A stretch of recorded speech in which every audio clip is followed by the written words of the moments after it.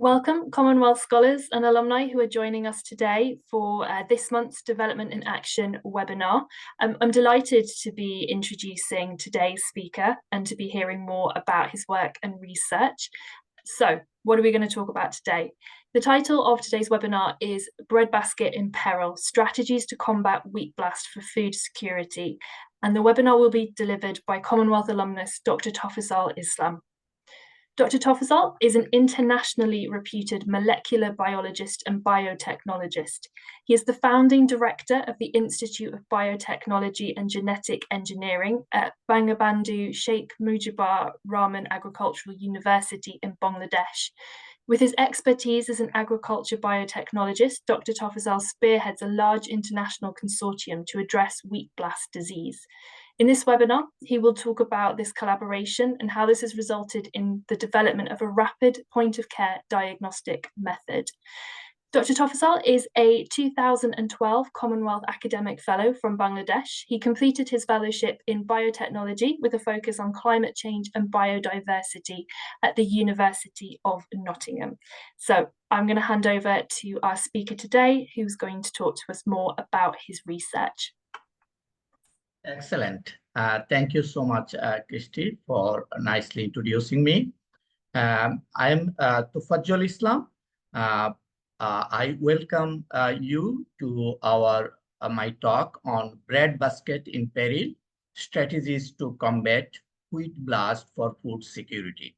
Here, wheat blast and food security, two important the keywords I shall define very clearly, but they are fall in the Sustainable Development Goal 1, the poverty, no poverty, and Sustainable Development Goal 2, zero hunger, and also another Sustainable Development Goal, the International Partnership. So let me show you an overview what I am going to tell today. First, I shall tell you a brief note on recent epidemic outbreaks of wheat blast disease in Bangladesh and also in African country, Zambia. And then I shall tell you our story on how we determine the origin and the genetic identity of this new fungal disease, wheat blast, by using genomic surveillance, that is advanced genomic technologies. Third, I shall share with you point of care detection of wheat blast disease, because there are no detection methods for identifying this fungal disease. And finally, I shall share with you some of our advances in mitigation of wheat blast disease. We applied several new approaches, and some of them I shall share in this talk. First, before I enter into my talk, I would like to share some of the basic information about wheat as a food crop. Wheat is a critical staple providing us 20% of the calories and 25% of the protein consumed human worldwide. So it is one of the most important food crop for almost all over the world. And in Bangladesh, wheat is the second important cereal crop after rice, because rice is our major cereal crop. Present demand of wheat is approximately 7 million metric tons in Bangladesh, but we produce a small fraction of this high demand. Demand is increasing every year with change in dietary habit and population increase in this country. Perhaps you know that Bangladesh is the most densely populated country in the world after Singapore and Hong Kong. They are city countries. Bangladesh, we have now around 180 million population in 144,000 square kilometers small land area. It is the largest delta, but very fertile, but population is increasing in an accelerated rate. 2 million people's new mouths are adding to our population every day. This is why food security is really a big issue for this country. Bangladesh is the fifth highest wheat importing country in the world. As I mentioned, the dietary habit is changing, population is increasing, and Bangladesh is one of the most vulnerable country to global climate change. This is why food security issues and agriculture is vulnerable to different biotic and abiotic stresses. Today, I shall tell you about one of the biotic stress which we recently experienced in Bangladesh and elaborate how it impacts on the global food security and also our future nutritional security.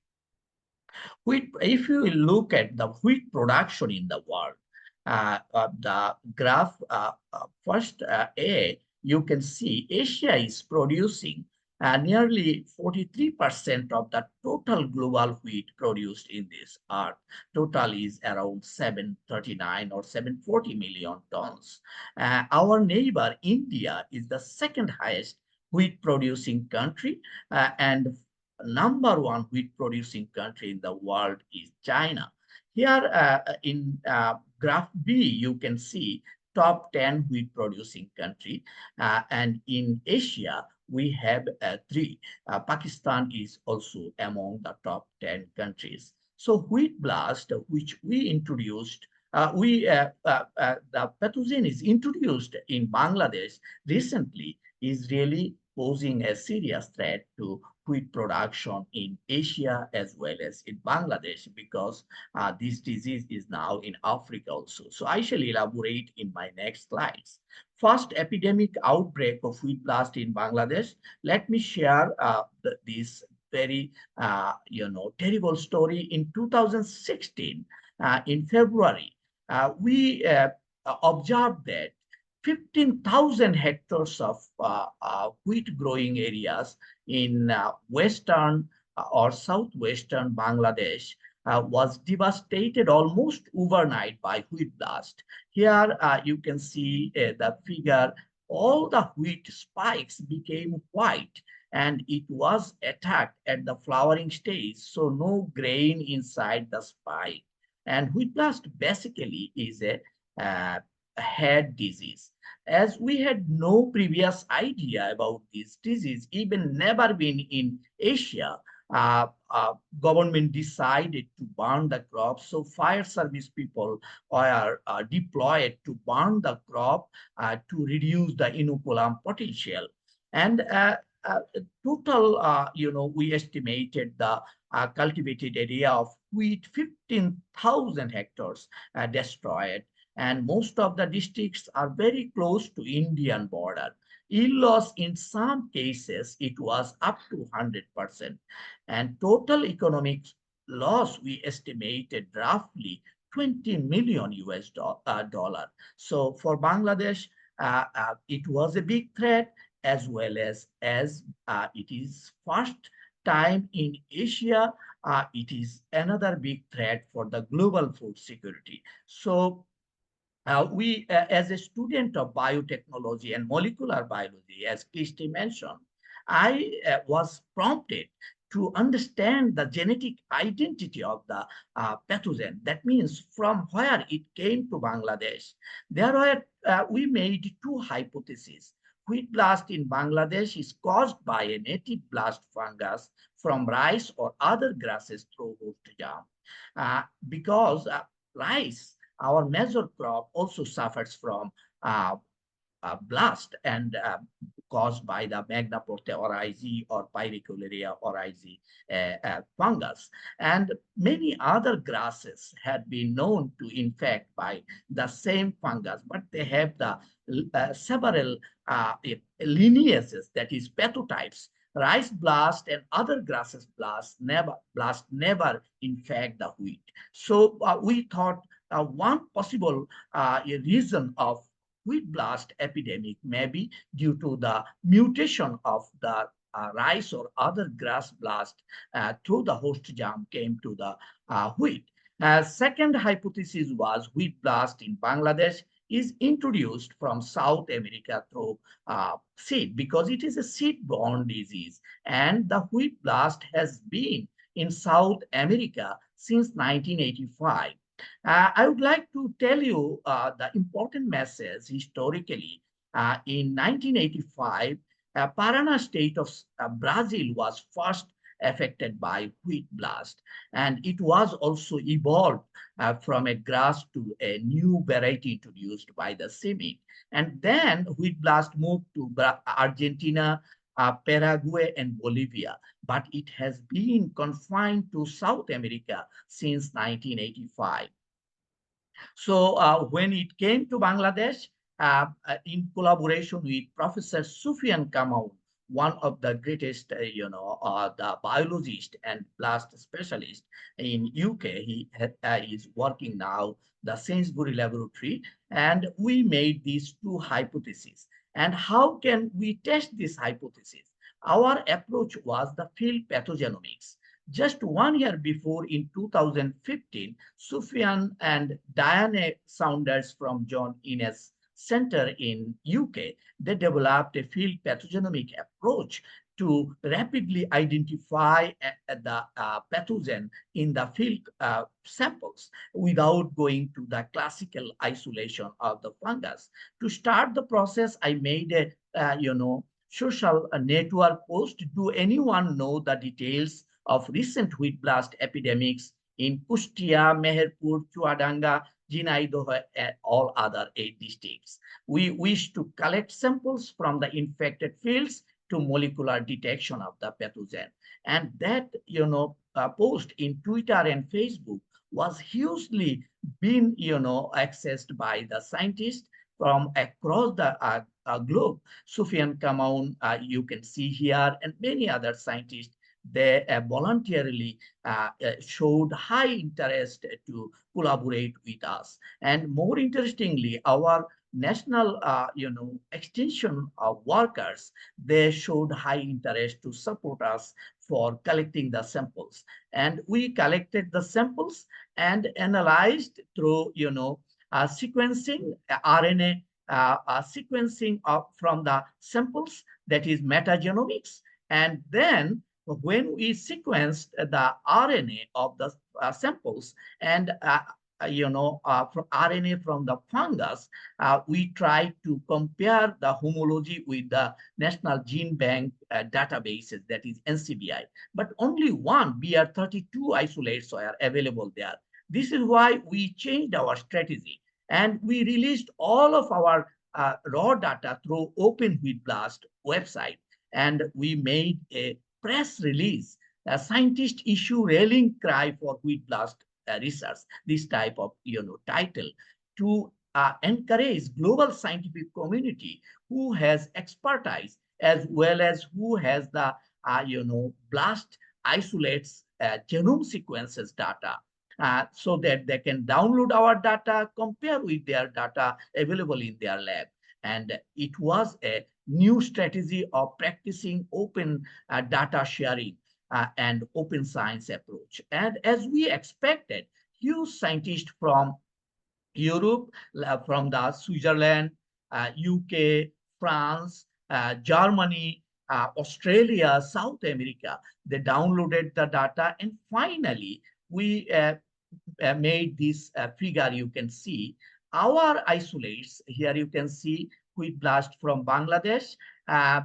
Our isolates are very closely related to the Brazilian isolates, that is wheat blast from the in Bangladesh, introduced from South America.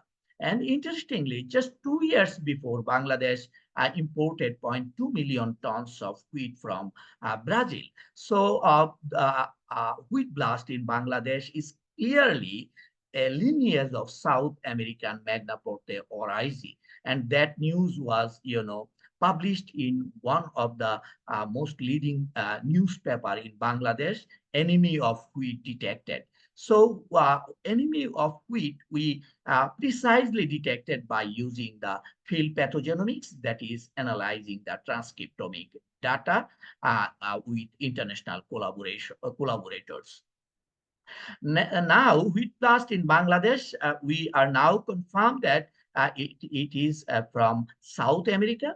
And within 6 weeks after the start, we published our data in bioarchive, which is a preprint portal, so that other scientists can get all the detailed data and conclusion made from a large group, 31 researchers from 4 continents. Together we worked, and within 6 months of time we published a full-length article in BMC Biology, which is the highest cited paper in the history of wheat blast. And now at that time it was a big question: how can we utilize this basic research discovery for the practical implications? When we confirmed that wheat blast in Bangladesh is a lineage of South America, as in South America it has been for about 35 years, we invited scientists who have been working in South America to get their knowledges and experiences in a workshop. That international workshop offered the government to take the policy decision so that we can tackle future wheat blast outbreak in Bangladesh. In case of wheat blast, the biggest problem is fungicide application. Once you see the symptom, unreliable, no efficacy.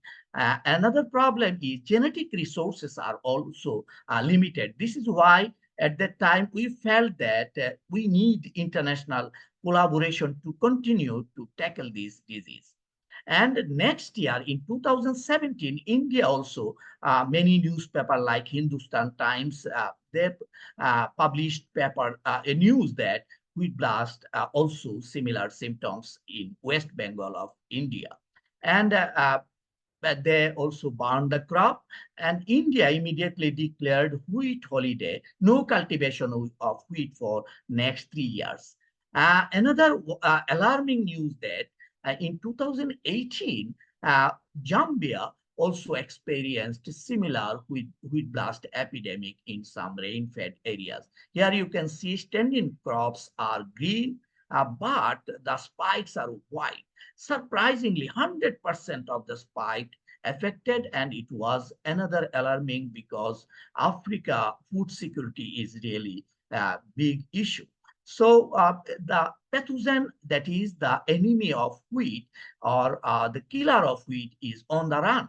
Why it is on the run? Because wheat is #1 export-import crop, but there is no smart detection method, molecular method to get the news whether grains are carrying the fungus or not, because wheat we export as grain, and grain if gets into the soil germinate and can spread the pathogen. So the emergence of wheat blast in Bangladesh and Zambia, we tried to understand whether Zambian wheat blast are also originated from South America, or it moved from Bangladesh, or locally through the mutation. We made a comprehensive genomic surveillance. The samples collected from Zambia and Bangladesh and South American samples, huge, some isolates we sequenced, and we found that all are B71 genetic lineages, and they are possibly introduced in Bangladesh and Zambia through different, occasions. Not it moved from the Bangladesh, but in both cases, they are clonal population. And worldwide spread to wheat blast. If I make a conclusion, you can see now wheat blast is present. First appeared in Brazil in 1985, and then it moved to South American other countries. In 2016, it is in Bangladesh. 2018, it is in Zambia. There was one single report in Kentucky in 2011. They found wheat blast which was moved from a grass that is lolium, but they confined that one in the experimental field and couldn't spread to the USA. It is a good news. So problem ahead, we found the most important problem is no precise molecular diagnostic method for wheat blast available. This is why we targeted this one for the first. But before I show you our diagnostic method, here you can see by using computer simulation how wheat blast can impact on global food security based on the current data. Scientists, analyze the epidemiological parameters worldwide and found that 6.4 million hectares of arable land across the globe are vulnerable to wheat blast. And if wheat blast spread to globally, then it can reduce global wheat production by 69 million tons per year, which would be about 13% of the total wheat yield in mid-century. That means wheat blast, this paper was published in Nature Climate Change. That means wheat blast is clearly a threat to the global food security. As I mentioned, we first worked on development of a point of care detection kit. Why point of care detection kit? Because it is now in Asia and Africa, and we have not enough facilities to utilize smart PCR and other delicate technologies. So we utilize some CRISPR-Cas technique. CRISPR Cas technology has been developed by Emmanuel Charpentier and Jennifer Doudna, which can target any DNA segment very precisely and edit it. And they got the Nobel Prize in 2020 in chemistry. So some scientists utilize that smart nucleic acid targeting mechanism for detection of the pathogen. So we utilize this technology from the wheat, plant, grain, or any other alternative host. You can easily take the plant sample and make the powder, put into the buffer solution to get the DNA on a paper strip. And here we do the PCR-like recombinase polymerase chain reaction in the tube. And here CRISPR construct are there, and also several visualization chemicals are there. So you take one drop from this amplified DNA with the CRISPR construct and put into this strip. This strip is like how to say COVID-19 detection kit-like. So you can put here one drop and see two band. That means it is positive. If there is Magnaporte or IG triticum fungus in the sample, then you can amplify it and get the positive result. If there is no, then no, only single band like the control. So this is a very smart technology we developed in collaboration with Chinese Academy of Science scientists from Institute of Plant Protection, Hao Jiang Kang, and also Professor Guoliang Wang from Ohio State University, and many other collaborators, but they significantly contributed to develop this smart diagnostic kit. And we published papers in peer-reviewed journal, Engineering and Plant Biotechnology journal, high-profile journal. And based on this publication and our discovery, Bill and Melinda Gates Foundation now offering us funding to expand this technology to Africa and other countries to see whether wheat blast is there. Last March, I visited Zambia, and next October, I am going to Kenya. So we have now good tools for detection of wheat blast. as we discovered two genome-specific primer, that is the nucleic acid fragment in the fungus of Magnaporthe oryzae causing the wheat blast. So this is a molecular tool, but useful by any person who has no technical skill. The recent two discoveries I would like to share with you because our next target is to develop the durable blast-resistant variety. In that case, you need blast-resistant gene. Several genes have been discovered, around 12 genes, but most of them are sensitive to high temperature. In Zambia and Bangladesh, we have high temperature, but RMG8, one gene discovered by Professor Yukio Tosha group at Kobe University, is stable at higher temperature. And recently, in 2024, RMG8 gene has been cloned. It is the first, wheat blast resistant major gene has been cloned, and it is, published in Nature Plants. And interestingly, the paper published by Paul Nicholson of John Innes Center, they found that this RMG8 is, resemble to the very closely related to the PM4, a powdery mildew resistant gene, and they are almost identical.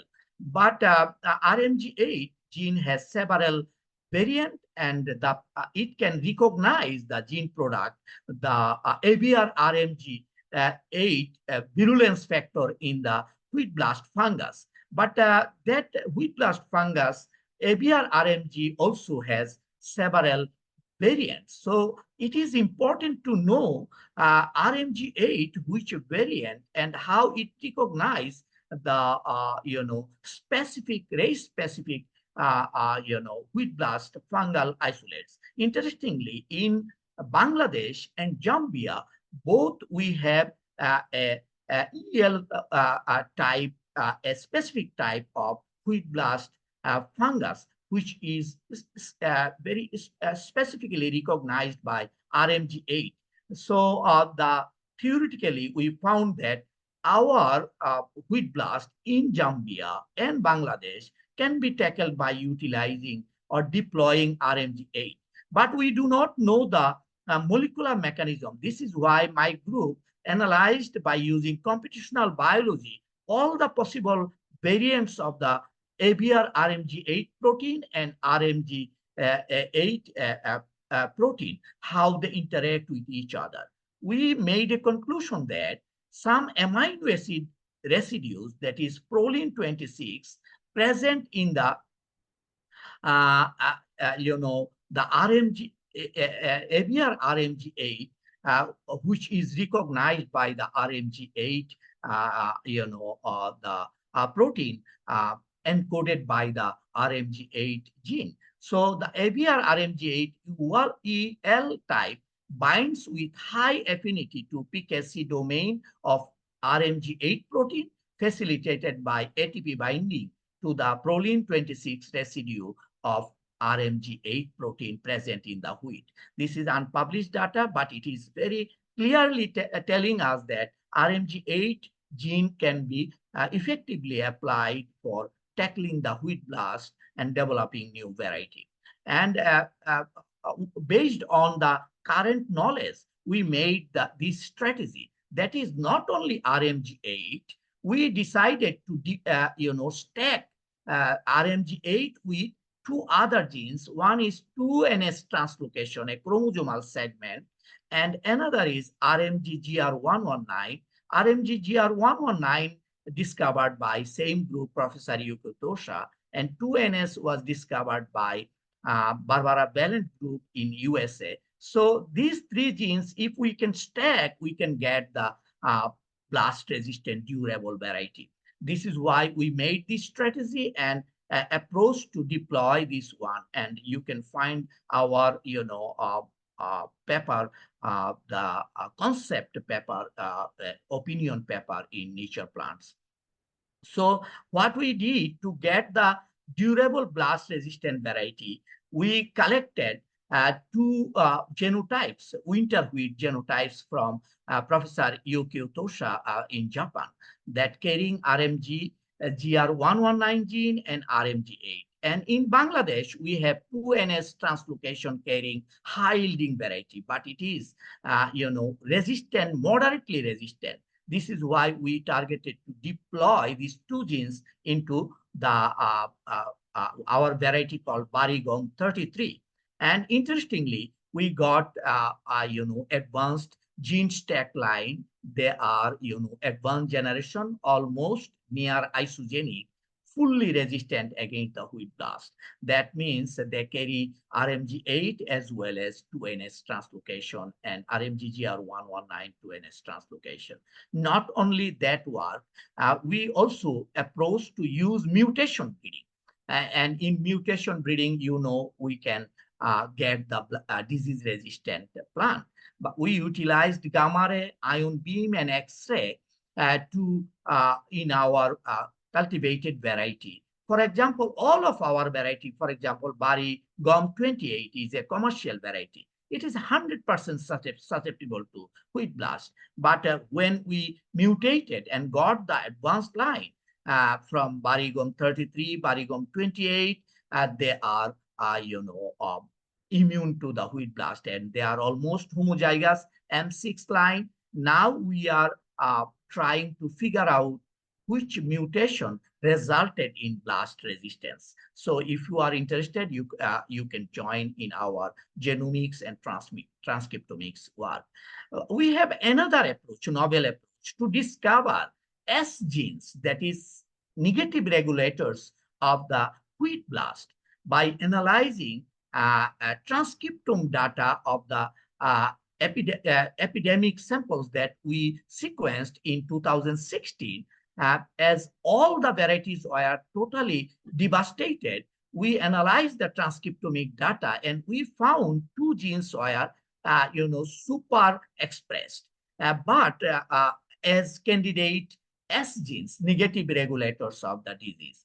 But both genes have been cloned previously. One is as S gene of, the powdery mildew. Another is S gene of rust fungus. Powdery mildew and rust are other two fungal disease for wheat.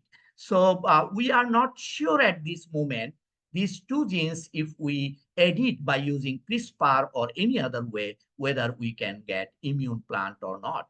But interestingly, I should mention here, the S gene TAMLO1 to 5A, powdery mildew resistant susceptible gene, was edited by CRISPR-Cas method in China by Kai Jiagao, and they got the immune plant against the powdery mildew. Interestingly, S genes in case of powdery mildew and S gene of wheat blast seems similar, and those genes are cloned, so we can go for the editing.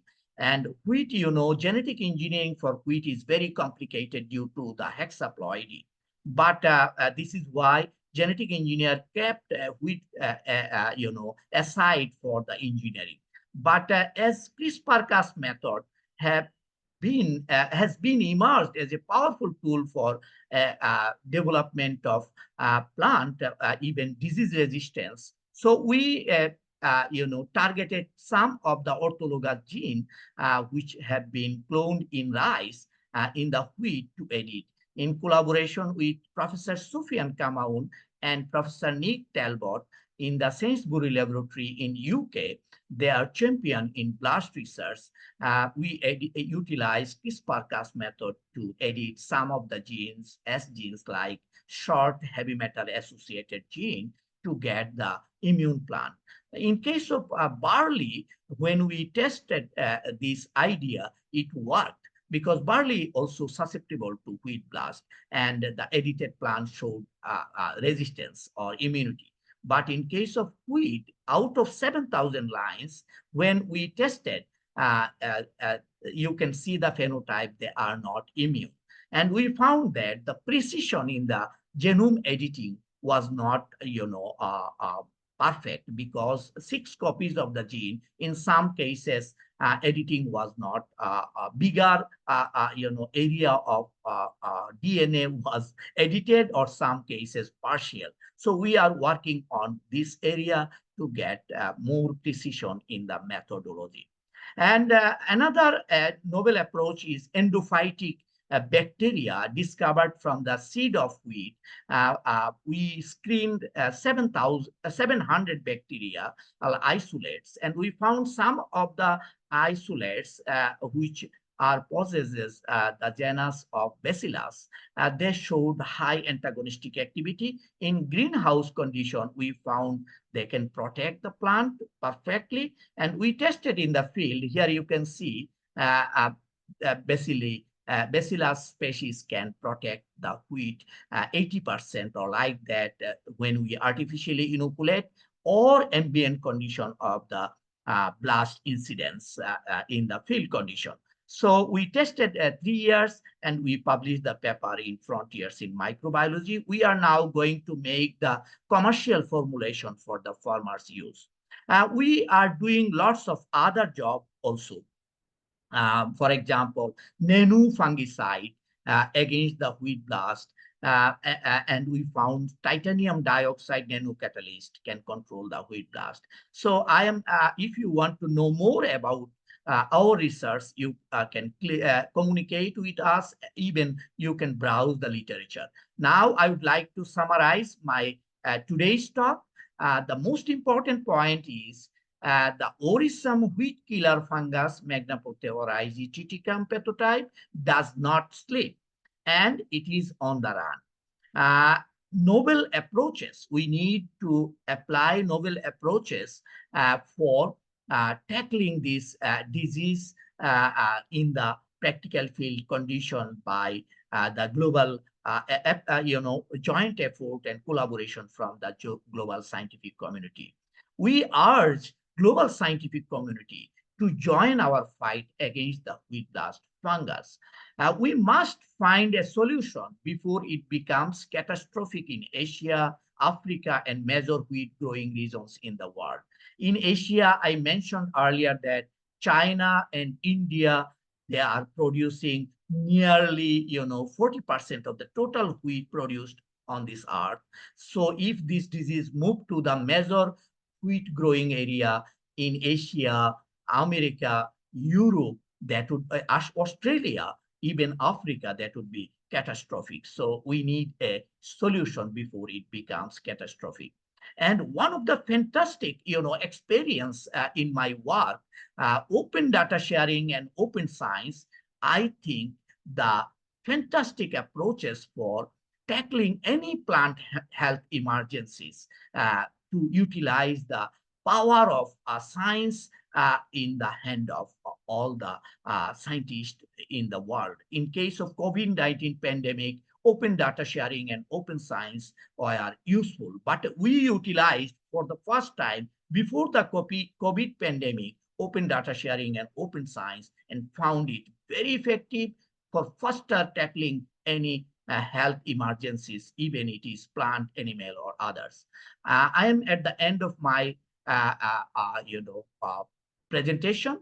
At this moment, I would like to thank especially numerous local and international collaborators who extended their hands and we worked together, my students, my team members, and many donors who supported our mission to tackle the wheat blast. I am thankful to Commonwealth Scholarship Commission, especially Evangeline, Eva, and Kirsty for fantastic support to make this presentation happen. And I am also thankful to all of you who listen this talk and invite all of you. Let us work together to find against these trivial fungus. If you want to know more about our research, you can contact with me. My email address and LinkedIn profile, even in the Google Scholar, you can browse and find me. Thank you so much. Now I welcome you to ask question, and then I shall try to answer and make this webinar more interactive. Thank you so much. Thank you so much, Dr. Tofazzal. That was a brilliant webinar presentation on your research, on your work, and It just goes to show the importance of collaborating with researchers from across the world to conduct your research in plant health. Um, if you are ready, I would like to start with a few questions that we have received from the registration form. Once again, thank you so much to all those who have sent in your questions via the registration form. I will try my best to raise some of these to our speaker today during the Q&A session.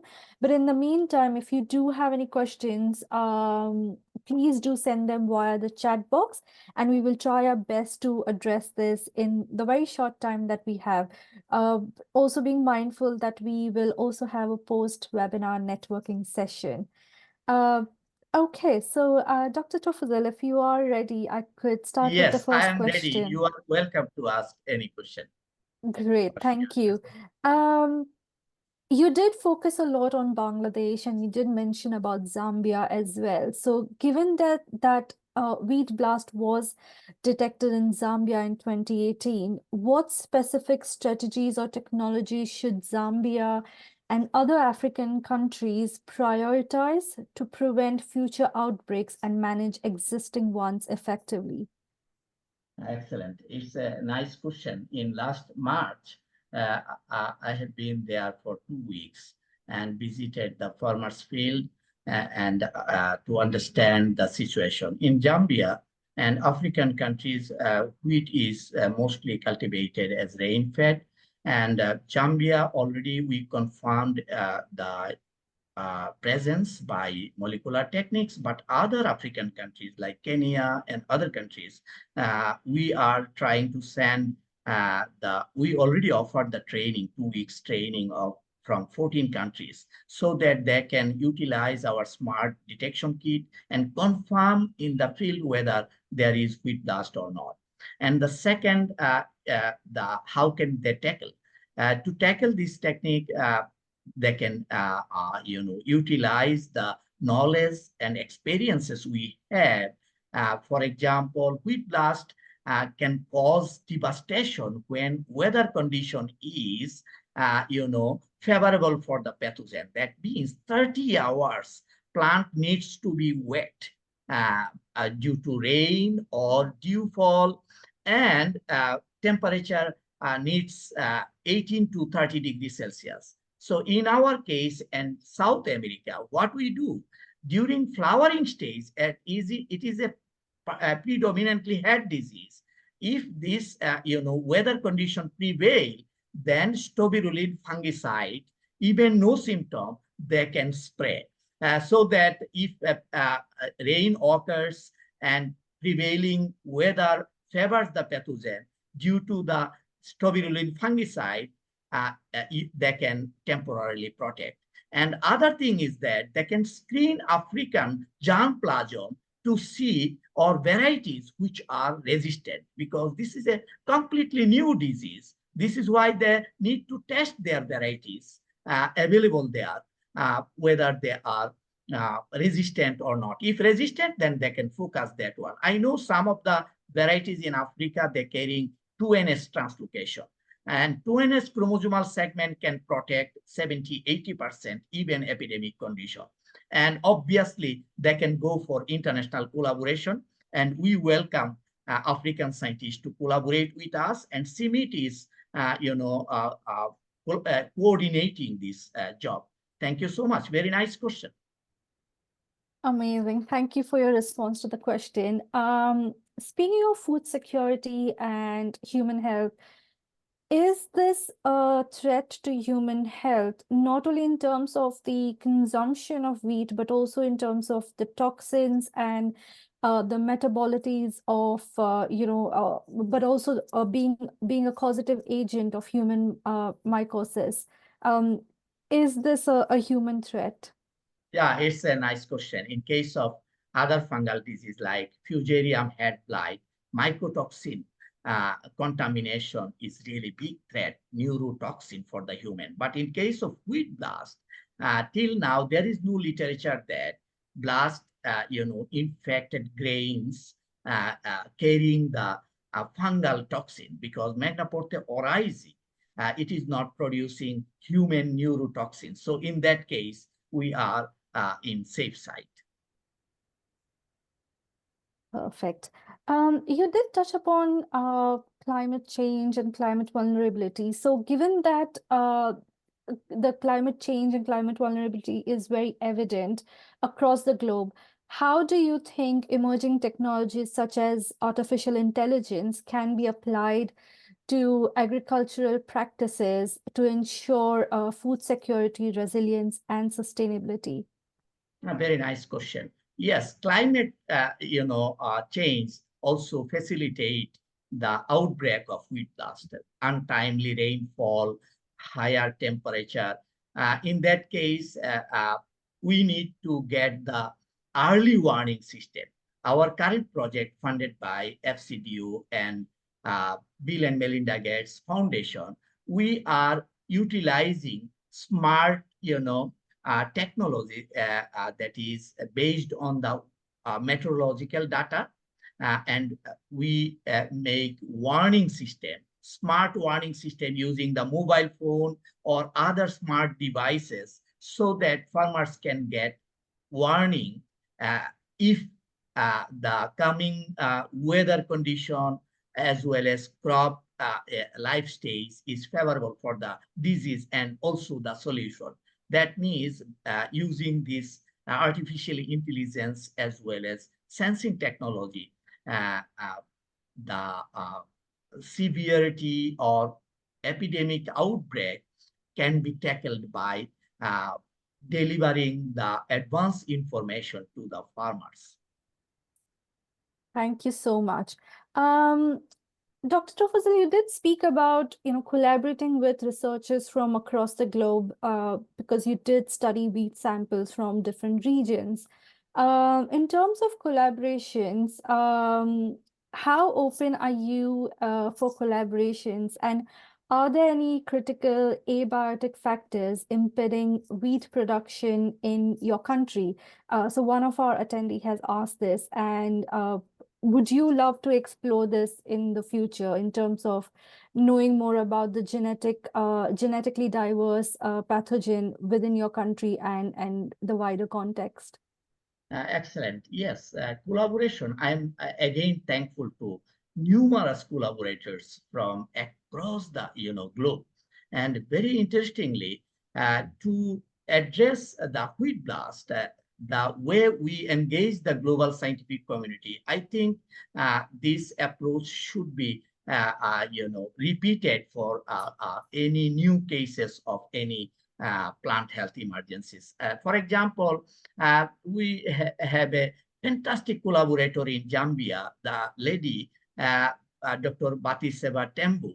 During COVID-19, she collaborated with us and to get the samples because they have no technical facilities for sequencing and other things. But our collaborator in UK, they have the fantastic facilities and funding. So as you mentioned, to combine and a concerted effort, we can tackle the new challenges, even in case of abiotic factors. In case of in Bangladesh, we have new problems, that is terminal heat stress. Wheat growing season is very short. This is why we need heat tolerant variety. Maybe in Africa they have. So what we can do, we can share our germplasms through official process as well as our knowledge, and make collaboration to address biotic and abiotic stresses that are the future threat for the food security. And we are very open, and I can assure you that if you have open mind, you can find many open minds on this globe who will extend their hand to support you. Thank you so much. All right, so just looking at a few questions in the chat box. Yes. There's a question. Yeah, can I read? Yes, please. Yes, you can. There's a question by Mehboob, if you want to start from that question. Question here. I would like to thank Professor Islam for his contribution to the agriculture worldwide thank you as a CSC scholar. I want to know his experience, how he was convinced funding agencies in Bangladesh to fund his research. This will help us. This is really fantastic question, because even in Bangladesh, many scientists ask me how you are managing the funding, because in a developing country, I didn't face any funding problem since 2010. Accelerated rate, I'm getting the funding. Because if you do your science addressing a real life problem, and if you can engage global scientific community and can give the confidence that to the donor, you can make the change. I think funding would not be problem. There are local funding and international funding. But before funding, you need to define the scientific question, and you need to make the group, the research group, who have the complementary skills, so that make your a project in a way people can trust you that the funding would be owed. This is a tip, and even you can communicate with me. I can share with you even the sample project which already been utilized, so that writing a project, competitive grant proposal, is really also an important issue to get the funding. Thank you. Very nice question. Great.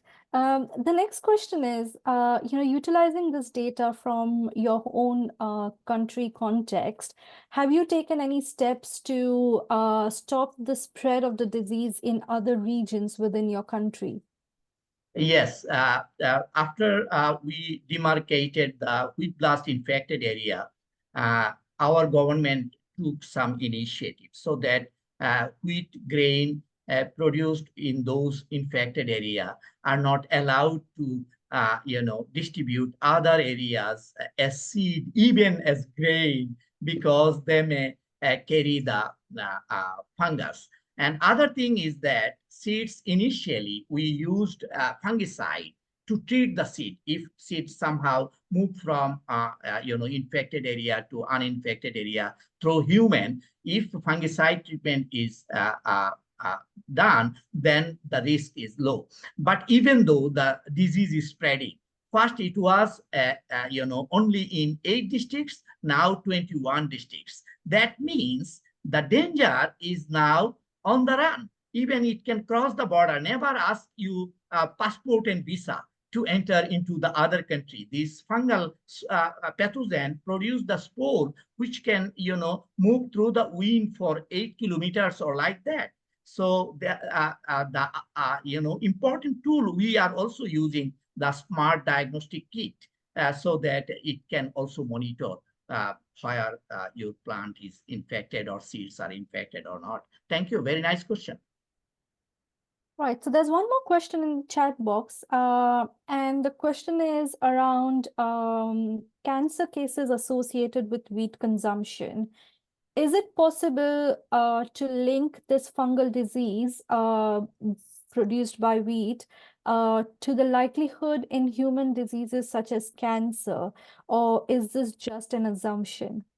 There is no, report. Wheat blast has been in South America since 1985. There is no report that the wheat blast infected seeds, that is fungal infected seeds, are associated with any disease, because this fungus do not produce human toxic, any metabolites. But in case of other fungus, some of the fungus I mentioned, Fusarium head blight, produce many fungicide. But literature on this area very limited.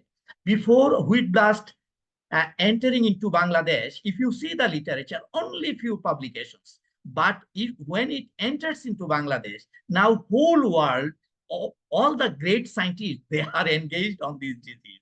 So in future, we can get more insight about the impact of human health on wheat blast infected by the wheat blast infected grains. But test is bad. Wheat blast affected seedlings, grains are shriveled, and when you make the how to say bread from those grains, they are not good test. Thank you so much. I think that was quite an interesting point that you made. In terms of the Q&A session, I think there are no more questions in the chat box. I think we will come to an end of the Q&A session. Thank you so much for responding to all the questions that we received in the chat box, as well as in the registration via the registration form. Once again, thank you to everyone who have sent in your question in advance and during the live webinar. And thank you so much, Dr. Tofazzal, for your wonderful presentation and for engaging with everyone and responding to all the questions and sharing your wealth of knowledge on wheat blast. I would now like to perhaps move to the next slide to share your contact details with those who would like to get in touch with you.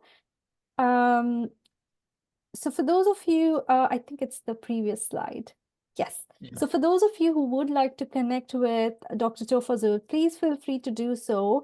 You will find his email address and LinkedIn profile details on the screen. Dr. Tofazzal is more than happy to connect with you to discuss his research in detail and to even discuss the potential of collaborations if you are working in plant health, or if you're working on a similar research in another country or in Bangladesh itself. Please do connect with Dr. Tofazzal. Dr. Tofazzal, before we move on to the next segment, would you like to summarize and say a vote of thanks to everyone? Yeah, first I would like to thank you and also Kirsty for excellent support to make this webinar very successfully, presenting here. And I'm very much thankful to numerous scientists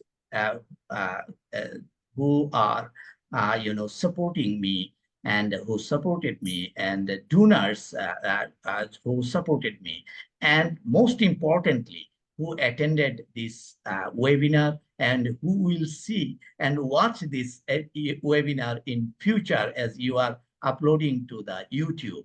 So those who asked the question, some of the questions we answered, but some questions may be remaining.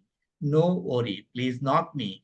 And my name, Tofazzal Islam. If you browse in Google, you can find all the details, even where I am now. So you are very much welcome. And I am sincerely thankful to Commonwealth Scholarship Commission for offering me scholarship in fellowship to work at University of Nottingham. That was the base for making strong collaboration with UK scientists, and on an unknown journey of wheat blast, the surprise you have seen here, and we are coming with in future, hopefully with the global collaboration. And without collaboration, we cannot make bigger impact to the society. Thank you so much for watching, and who will watch this recorded presentation.